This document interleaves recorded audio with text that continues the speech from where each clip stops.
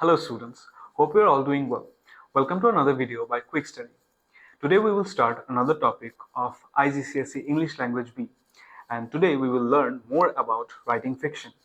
Writing fiction is an art that requires a careful balance between creativity and technique. Whether we are crafting a novel, short story, or any other form of fiction, keeping a few techniques in mind can elevate our writing from good to great.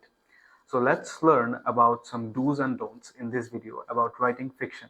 One of the most important rules of writing fiction is that we must show but not tell, which basically means that instead of plainly stating how a character feels or what it is doing, we must use vivid description and actions to paint a picture in the reader's mind. This engages the reader more and deeply allows them to experience the story rather than just read it. So let's look at a few examples of showing and telling. So telling is the woman walked into the room looking intimidated and angry. Showing would be the woman stormed into the room, her black coat flying behind her. Her scowl was fierce as she scanned the room with her piercing eyes, settling on Sarah. So see the difference here. Both the lines explain the same situation. One uses vivid descriptions and one just plainly tells what the woman is doing. Let's look at another example. It was midnight and she walked out to the garden. This is the telling part. So the showing part would be the sky was cloudless. The stars filled every inch of it. The moon glowed on the roses, turning them silvery white as she tiptoed into the dark. See the difference between these two. It is longer and yet it explains the same situation using vivid descriptions. This enables the reader to have a better imagination of the situation. We must learn about the next few things while writing fiction. A common mistake in writing is starting multiple sentences in the same way, which can make the text monotonous. Varying your sentence structure keeps your writing dynamic and interesting.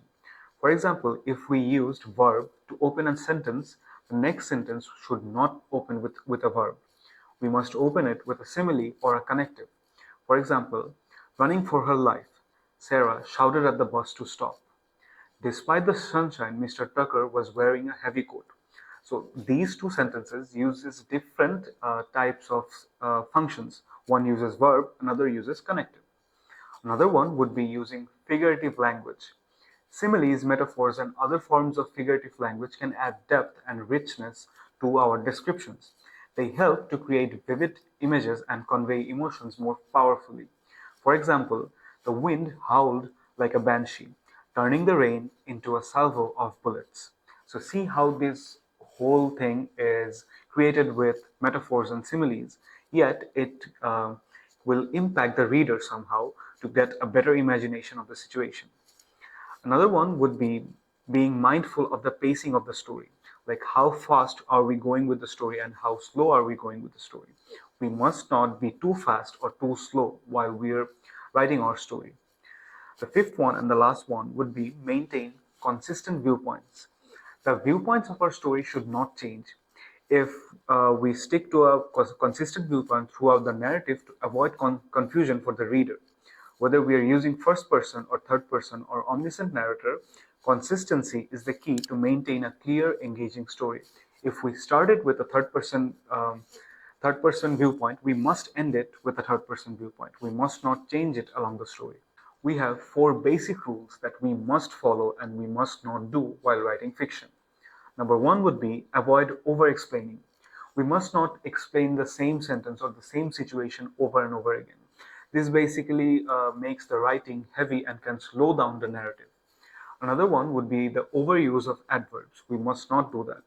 Instead of writing that someone walked quickly, we must use a verb like rushed or darted. Another one would be avoiding cliches, like situations which happen in other stories or movies regularly. This makes the story very predictable and it does not keep the reader interested in your writing. We must not neglect editing.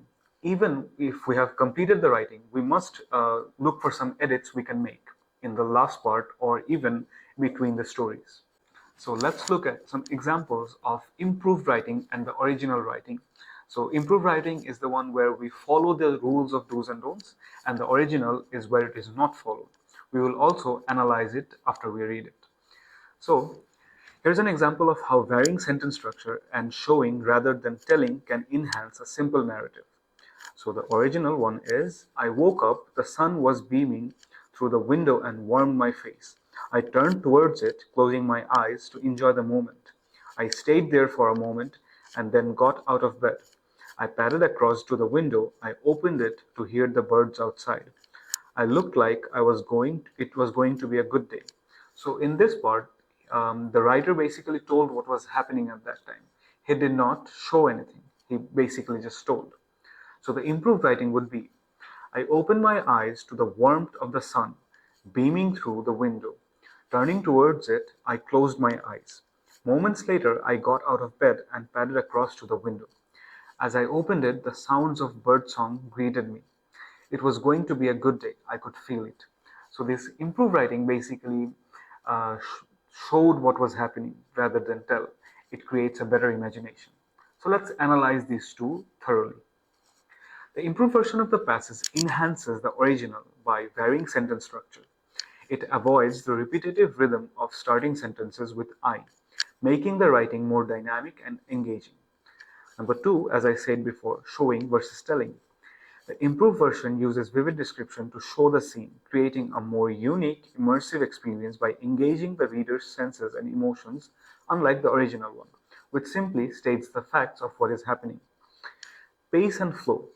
The improved passage has a smoother and quicker pace, making the narrative more fluid and engaging, whereas the original feels more steady and slow. Emotional engagement also plays a good factor here.